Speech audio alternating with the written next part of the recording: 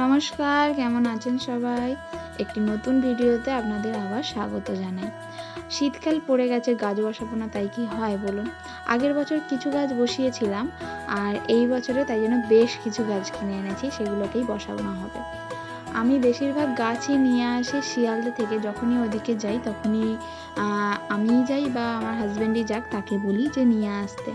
তো বড়মশাইকে এবারেও নৈহাটিতে গেছিলো যখন, তখন বলেছিলাম শিয়ালদা দিয়ে আসবে আর কিছু শীতের ফুলের গাছ নিয়ে আসবে, যেমন চন্দ্রমল্লিকা, পিটুনিয়া, গাঁদা আর অর্কিডসটা আমি বলিনি, কিন্তু অর্কিডসটা গিয়ে দেখে ভালো লেগেছিলো তাই নিয়ে এসেছে।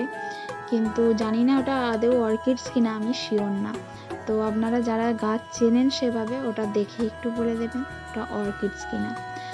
আর মাটিটা যেহেতু মাঠের মাটি, তো ধান চাষ হয়েছিল সেই মাঠেরই মাটি, তো এখানে হয়তো কিছু সার আছে, তো মাটিটা হয়তো তেজালো আছে।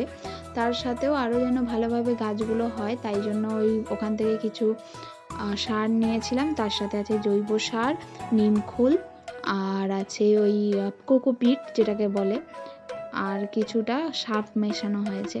আর এই যে ওই যে মাঝখানে দেখুন পেঁয়াজের মতো যেটা আছে, ওটা কি অর্কিডস? একটু যারা চেনেন আমাকে বলবেন। আর হনুমানে আমার গোলাপ গাছগুলোকে পুরো একদম ন্যাড়া করে ছেড়ে দিয়েছে, শুধু ডালগুলো আছে, তাও কচি ডাল নেই, পাতা সমেত খেয়ে চলে গেছে।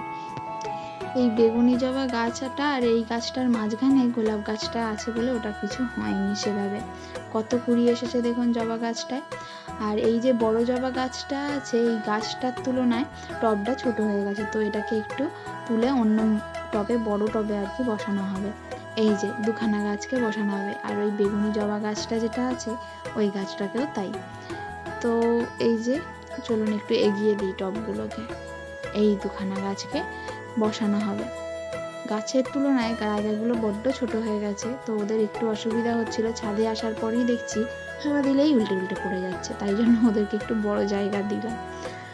আর ওই জায়গায় যেগুলো বেরোচ্ছে ওগুলোতে গাঁদা গাছ বসিয়ে দেওয়া হবে, ব্যাস হয়ে গেল।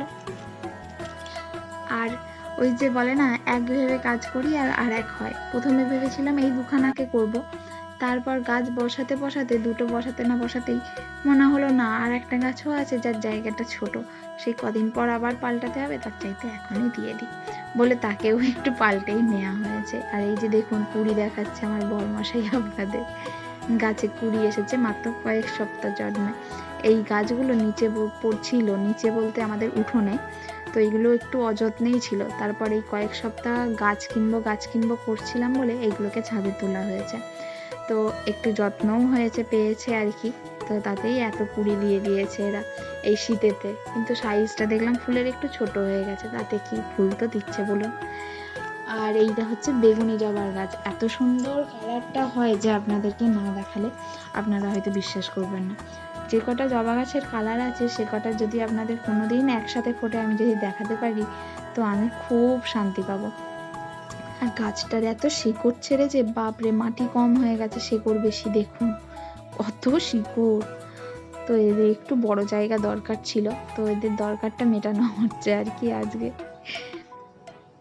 আর দুটো গাছ বসাবো বলেছিলাম, আর একটা গাছ বসাবো সেই ভিডিও করেছিলাম, কিন্তু ফোনটা কি হয়েছে জানি না, এক জায়গায় স্টে হয়ে গেছিলো। এই যে সেই যে প্রথম গাছটা নিয়ে আসছি সেখানেই থেকে গেছে সে আর মানে এই যে বসানো হয়েছে, আমি ফোন ক্যামেরা ধরেই আছি কিন্তু তাদের দেখানো যায়নি। আমার শরীরটা সেদিন খারাপ ছিল বলে আমার এই একটি কাজই ছিল গাছের গোড়াগুলোয় জল দিয়ে দেওয়া। আমার সেদিনকে এত বুকে ব্যথা করছিল কেন আমি জানি না, হঠাৎ করে, তো সারাদিন উঠতে পারিনি। আর বিকালবেলা বড়মশাই যখন গাছ বসাবে বললো, তখন কষ্ট হওয়া সত্ত্বেও আমি এসেছি, কারণ আমি অনেক শখ করে বলেছিলাম তাকে গাছ বসাবো। ও ততক্ষণ ওদিকে চন্দ্রমল্লিকাগুলো বসানো শুরু করে দিয়েছে। আর এই যে 3 নম্বর গাছটা, এই গাছটা না 10 পাপড়ি ফুলের গাছ, জানেন তো। কোনোদিন যদি ফুল হয় আপনাদের অবশ্যই আমি দেখাবো, কারণ এতে এখনও আমার বাড়িতে আসার পর সেই প্রথম একটা ফুল দিয়েছে, তারপর আর ফুল দেয়নি। চন্দ্রমল্লিকাগুলো টপ তাড়াতাড়ি করে বসিয়ে নেওয়া হচ্ছে টবে, কারণ সন্ধে নেমে আসছে, তো এখন শীতের বেলা, 5টা বাজলেই অন্ধকার হতে যায়, তাই জন্য তাড়াতাড়ি করা হচ্ছে যাতে একটু তাড়াতাড়ি বসিয়ে নিচে নেমে যাওয়া যায়। এই যে আমার কাজ আমি করে যাচ্ছিলাম, আপনাদের সঙ্গে একটু ভিডিও বানাচ্ছি আর গাছের গোড়াগুলোয় জল দিচ্ছিলাম। আবারও চন্দ্রমল্লিকার দুটো গাছ একটু ঝিমিয়ে আছে, জানেন তো। জানি না, এক সপ্তাহ তো ঠিকঠাকই আছে, মানে ঝিমিয়ে গেলেও আবার ঠিকঠাকই মানে বেঁচেই আছে আর কি। তো জানি না ছাদের রোদ্দুরে কি হবে, এবার একটু ছাওয়ায় রাখতে হবে কদিন, তাহলে হয়তো ধরে যাবে। দেখা যাক কি হয়।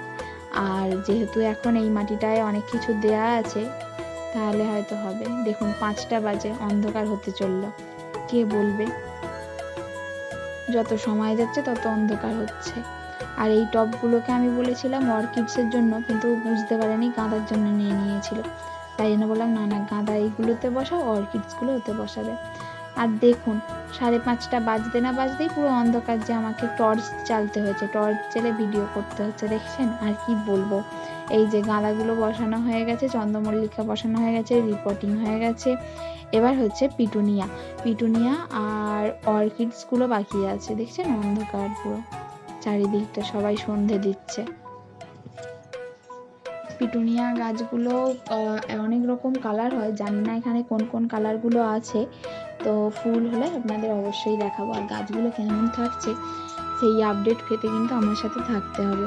আমি রেগুলার দেওয়ার চেষ্টা করবো তোমাদেরকে গাছের আপডেট। আর কিন্তু আমাকে অবশ্যই এই ভিডিওটা কেমন হয়েছে সেটা অবশ্যই লাইক করে কমেন্ট করে জানাবেন, আমি যেন বুঝতে পারি আপনারা কারা কারা গাছপ্রেমী আছেন আমার এখানে। আর অর্কিডসগুলো বসানো হচ্ছে সেটা একটু ভালো করে দেখুন। আমরা কিন্তু বালিতে দিলাম একটুখানি, অর্কিডসের ওই ফলগুলো দেওয়ার আগে একটু বালি দিলাম, কারণ এই এক সপ্তাহ ধরে দেখলাম বালিতে বেশ ভালো ফলেছে গাছটা, তাই জন্য একটু বালিতেই বসালাম। তার উপর আবার মাটি দিয়ে দিলাম, মানে নিচে মাটি আছে, তার ওপর কিছুটা বালি, তার উপর আবার মাটি, এরমভাবে বসানো হয়েছে আর কি। তো তাড়াতাড়ি করে বসানো হচ্ছে, কারণ সন্ধ্যে 6টা বাজতে যায়, আর অলরেডি কিছু না দেখতে পাওয়ারই জোগাড় হয়েছে। লাইটটা একটু ঘুরলেই আর দেখা যাচ্ছে না।